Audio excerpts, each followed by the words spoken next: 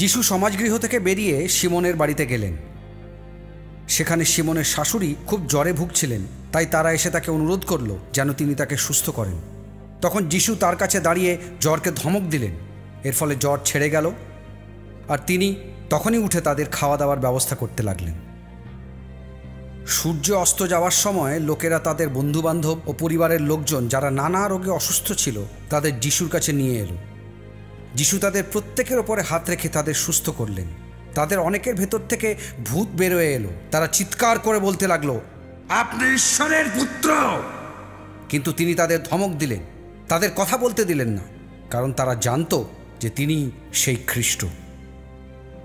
ভোর হলে যিশু সেই জায়গা ছেড়ে এক নির্জন জায়গায় চলে গেলেন। কিন্তু জনতা তার খোঁজ করতে করতে সেখানে এসে হাজির হলো এবং অনুরোধ করতে লাগলো তিনি যেন তাদের ছেড়ে চলে না যান। কিন্তু তিনি তাদের বললেন, ঈশ্বরের রাজ্যের এই সুসমাচার আমাকে অন্যান্য শহরেও বলতে হবে, কারণ এরই জন্য আমাকে পাঠানো হয়েছে।